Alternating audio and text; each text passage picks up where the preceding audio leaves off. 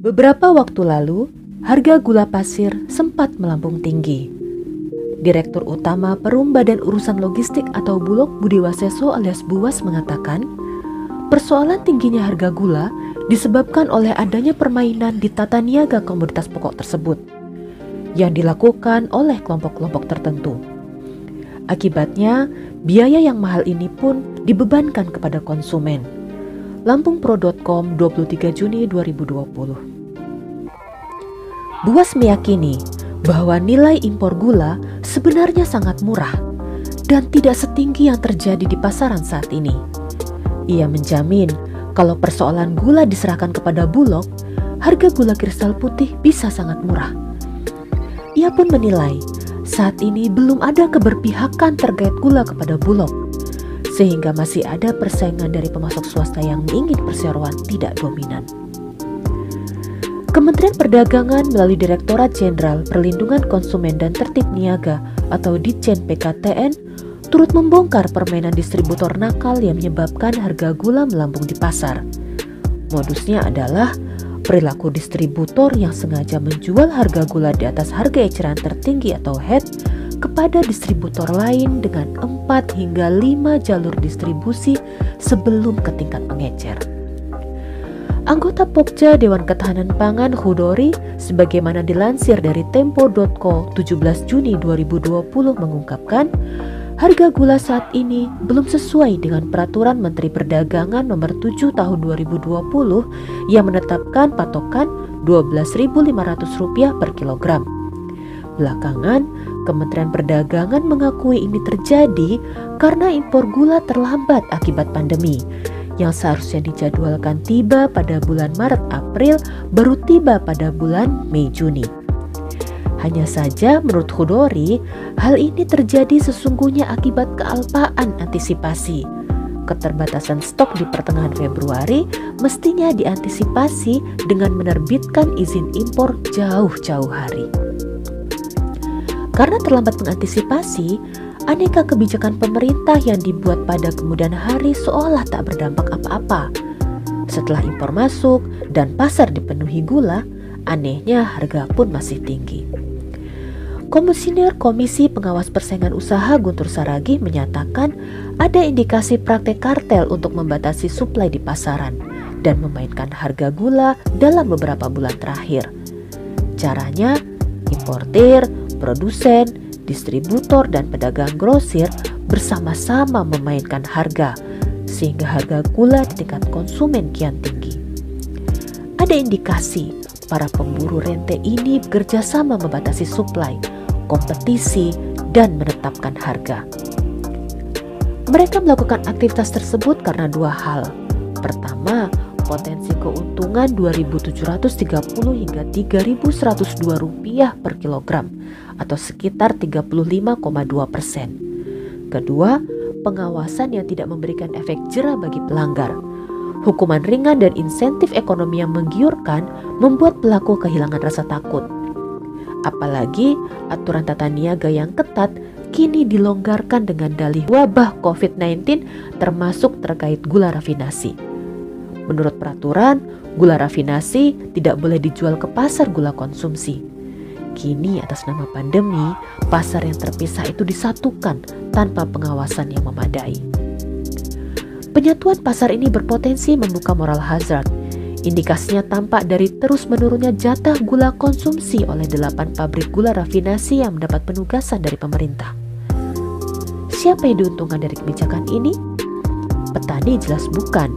Pabrik gula domestik baru giling pada bulan Juni. Konsumen juga belum mendapat produk dan harga sesuai ketentuan.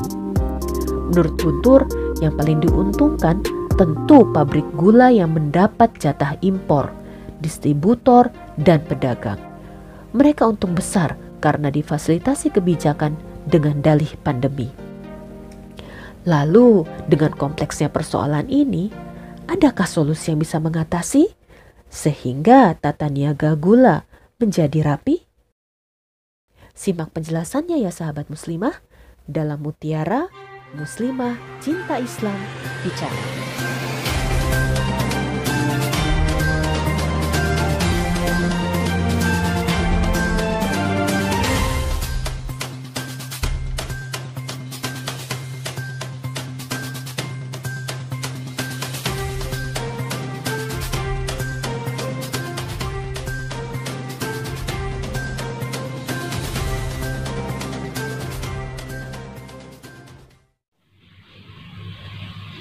Assalamualaikum warahmatullahi wabarakatuh. Bulan Maret lalu, Asosiasi Petani Tebu Republik Indonesia berkeberatan akan kebijakan pemerintah membolehkan impor gula. Karena memang stok gula nasional masih banyak, ada sekitar 700.000 ton, dan akan ada panen raya di Sumatera Utara pada bulan Maret, di Lampung pada bulan April, Jawa dan Sulsel pada bulan Mei. Kalau impor tetap dilakukan, dikhawatirkan akan terjadi banjir gula, harga gula akan rendah, dan petani akan rugi. Namun, begitulah penguasa, tetap memberikan keputusan kebolehan impor. Dan yang terjadi justru harga menjadi naik. Ini menunjukkan bahwa penguasa ketika memberikan kebijakan tidak memihak kepada masyarakat, tetapi memihak kepada para pemilik modal, dalam hal ini para importir. Naiknya harga karena memang ada kartel yang terjadi pun tak mampu diselesaikan oleh sistem ini, karena memang pelaku kartel tersebut yaitu importir, pabrik gula, kemudian distributor dan grosir adalah orang-orang yang memang dekat dengan penguasa, yang mereka sebelumnya mendukung para penguasa untuk duduk di tampuk kekuasaan, sehingga konsekuensinya setelah duduk di tampuk kekuasaan mereka harus, para penguasa ini, memberikan kebijakan yang menguntungkan mereka. Bayangkan keuntungan mereka luar biasa, 3.000 lebih per kilogram keuntungan yang dapat dengan adanya impor gula. Sehingga kalau ada 216.000 ton yang diimpor pada bulan Maret April, maka keuntungan yang bisa mereka raih sekitar 600 sampai 700 miliar. Luar biasa, bukan? Begitulah sistem kapitalis ini meniscayakan keputusan kebijakan penguasa memihak kepada para pemilik modal, dan ketidakmampuan mereka untuk menindak para pelaku kartel, karena memang ada hutang budi, dan ditambah lagi dengan para pelaku penegak keadilan, penegak hukum yang harusnya menghukum para pelaku kartel tersebut, juga orang-orang yang lemah yang bisa disuap dan bisa dibeli hukumannya. Islam sebagai agama yang benar dan sempurna mampu menyelesaikan persoalan ini. Pertama, seorang penguasa dalam Islam adalah tameng bagi rakyatnya. Al-imamu junnah. Seorang penguasa itu adalah, imam itu adalah perisai, tameng untuk melindungi rakyatnya dari berbagai macam kezoliman, kefasadan, baik dilakukan individu, kelompok, lembaga maupun negara lain. Imam juga ro'in, periaya, pengurus, pelayan rakyatnya, agar bisa rakyatnya memenuhi kebutuhan-kebutuhannya dengan baik dan cukup. Nah, dalam Islam, jikapun ada kekurangan stok gula di dalam negeri, tidak serta-merta solusinya adalah dengan impor gula. Karena apa? Bukan berarti dalam Islam tidak ada impor. Impor diperbolehkan jika memang ada kebutuhan yang mendesak dalam negeri, yang jika tidak dipenuhi akan menghantarkan kepada kematian, kepasadan. Tetapi kalau gula, seandainya pun stok nasional itu kurang, tidak akan menyebabkan masyarakat ini akan mati tidak makan gula. Inilah yang harusnya dipikirkan oleh penguasa ketika membuat kebijakan impor gula. Kalaupun ingin memenuhi kebutuhan gula, maka solusinya bisa dua cara. Pertama adalah dengan intensifikasi, dengan cara meningkatkan produksi dengan pupuk, teknologi pembenihan dan lain sebagainya, atau teknologi pengolahan sehingga bisa dihasilkan gula yang berkualitas. Bukankah banyak ahli-ahli teknologi pertanian, ahli-ahli teknologi industri, dan ahli-ahli teknologi pangan? Mereka bisa diberdayakan untuk membantu menyelesaikan persoalan gula. Solusi kedua juga bisa dilakukan dengan program ekstensifikasi pertanian, memperluas lahan-lahan kebun tebu di seluruh Indonesia. Bukankah Indonesia wilayahnya yang luas, dan itu semua bisa dilakukan. Jadi bukan solusinya dengan impor. Mengatasi kartel harusnya dilakukan dengan penegakan hukum yang sangat tegas. Aparat yang bertugas untuk menegakkan keadilan harus orang-orang yang beriman dan bertakwa, orang-orang yang tidak silau dengan bujukan harta, yang mereka takut kepada Allah, merindukan cinta dan cintanya Allah, merindukan surganya Allah, sehingga mereka justru bisa bersikap tegas kepada para pelaku kemaksiatan, dalam hal ini para pelaku kartel yang mereka menimbun gula. Penimbunan gula dalam Islam disebut, penimbunan itu dalam Islam disebut dengan ihtikar.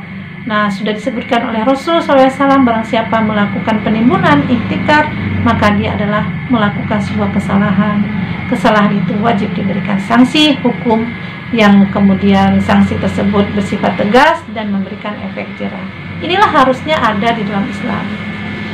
Bagaimana negara agar bisa mengatur stabilitas harga di tengah-tengah masyarakat? Maka dalam Islam tidak boleh ada penetapan harga oleh penguasa, sebagaimana yang ada saat ini, penetapan harga eceran terendah dan eceran tertinggi. Rasul SAW pada zaman dahulu pernah diminta oleh salah seorang warga daulah Islam untuk menetapkan harga, karena memang pada saat itu ada harga barang yang tinggi. Rasulullah SAW menolak. Beliau mengatakan bahwa aku tidak ingin pada hari kiamat ada satu orang pun yang menghadap kepada Allah dan menuntutku karena kezalimanku terhadap harta dan darah. Nah, ini yang menunjukkan bahwa penetapan harga adalah suatu tindakan kezaliman. Bagaimana agar harga itu bisa stabil di tengah-tengah masyarakat? Tentu saja dengan cara menjaga kestabilan ketersediaan barang di tengah-tengah masyarakat. Dalam hal ini gula, kestabilan harga gula bisa ditetapkan dengan cara diselesaikan dengan cara pada saat panen raya jumlah gula melimpah, negara akan membeli gula tersebut dan menyimpannya dalam suatu badan-badan atau lembaga-lembaga atau tempat yang disebut dengan bulog. Kemudian ketika nanti saatnya musim paceklik, kelangkaan gula, negara bisa mengeluarkannya sehingga ketersediaan gula selalu stabil di tengah-tengah masyarakat dan harganya pun selalu stabil di tengah-tengah masyarakat. Inilah beberapa cara yang harus ditempuh oleh negara ketika menghadapi berbagai persoalan terkait dengan kelangkaan gula dan kenaikan harga gula.